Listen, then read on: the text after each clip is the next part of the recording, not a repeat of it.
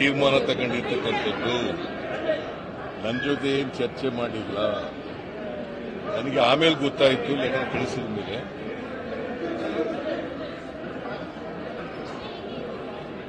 ಅವಳು ಅವ್ರ ಅಣ್ಣ ಅವಳಿಗೆ ಗಿಫ್ಟ್ ಕೊಟ್ಟಿದ್ದರು, ಮಲ್ಲಿಕಾರ್ಜುನ ಸ್ವಾಮಿ. ಅವಳು 3 ಎಕರೆ 16 ಗುಂಟೆ ಜಮೀನ ಮಾಲೀಕರಾಗಿದ್ದರು. ಅದನ್ನ ಮೂಡಾದವರು ಕೇಳಮ್ಮ, ಕೇಳಿಸ್ತಾ ಇಲ್ವಾ?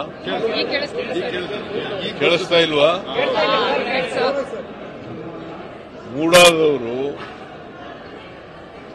ಅದನ್ನ ಎನ್ಕ್ರೋಚ್ ಮಾಡ್ಕೊಂಡು ಸೈಟ್ ಮಾಡಿ ಹಂಚ್ಬಿಟ್ಟಿದ್ರು. ಅದಕ್ಕೆ ನನಗೆ ಬದಲಿ ನಿವೇಶನ ಕೊಡಿ ಅಂತ ಕೇಳಿದ್ರು.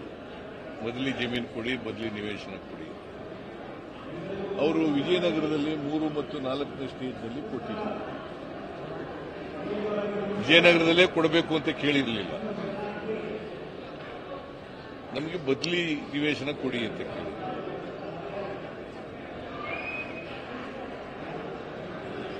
ಅವರು ವಿಜಯನಗರದಲ್ಲಿ ಕೊಟ್ಟಿದ್ರು. ಈಗ ಅದು ಒಂದು ದೊಡ್ಡ ಕಾಂಟ್ರವರ್ಸಿ ಆಗಬೇಕು. ಈಗ ಆ ಕಾಂಟ್ರವರ್ಸಿಯಿಂದ ಅವರು ಮನನೊಂದು ನಮ್ಮ ಯಜಮಾನರಿಗೆ ಇದರಿಂದ ರಾಜಕೀಯವಾಗಿ ತೇಜೋವಧೆ ಆಗ್ತಾ ಇದೆ.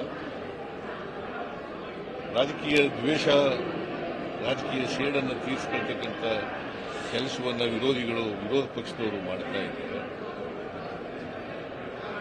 ಈ ಸೈಟ್ಗಳು ನನಗೆ ಬೇಡಿಕೆ ಬೇಡ ಅಂತೇಳಿ ಕೊಟ್ಟಿದ್ದಾರೆ. ಸರ್, ನಿನ್ನೆ ಇಡಿ ಅವರು ಒಂದು ESIR ಒಂದು ಫೈಲ್ ಮಾಡಿದ್ದಾರೆ. ಕಾನೂನು ರೀತಿ ಏನೇನು ಮಾಡ್ತಾರೆ ಮಾಡಲಿ. ಅಲ್ಲ, ಈ PMLA ಇಲ್ಲ, ಹೆಂಗ್ ಬರುತ್ತೆ ಸರ್ ಇಡಿ? ಈಗ ನನ್ನ ಪ್ರಕಾರ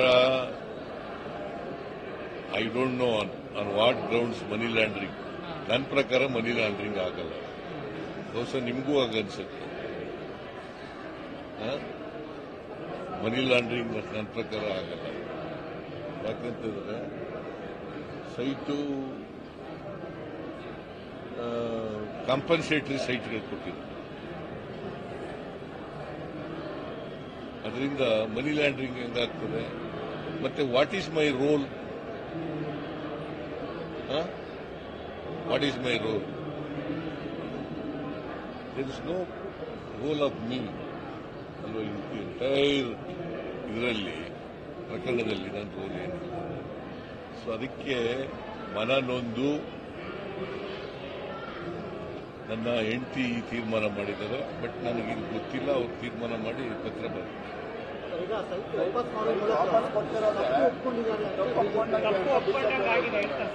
ವಾಪಸ್ ಕೊಟ್ಟು ಹೆಂಗೆ ತಪ್ಪು?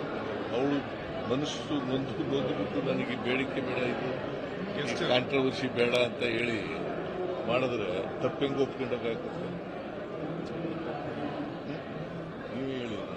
ವಿರೋಧ ಪಕ್ಷದವರು ಸುಳ್ಳು ಹೇಳೋದ್ರಲ್ಲಿ ನಿಶ್ಚಿಮರು.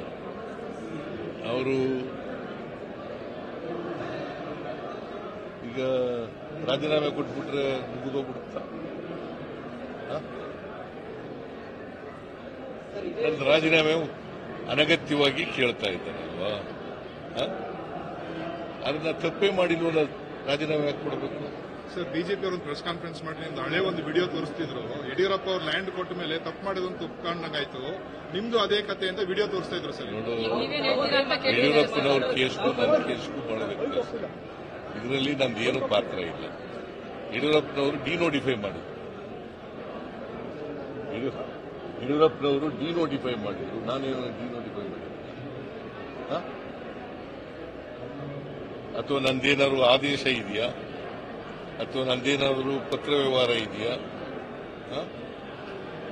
ಅಥವಾ ಮನಿ ಲ್ಯಾಂಡ್ರಿಂಗ್ ಇದೆಯಾ? ಏನೂ ಇಲ್ಲ.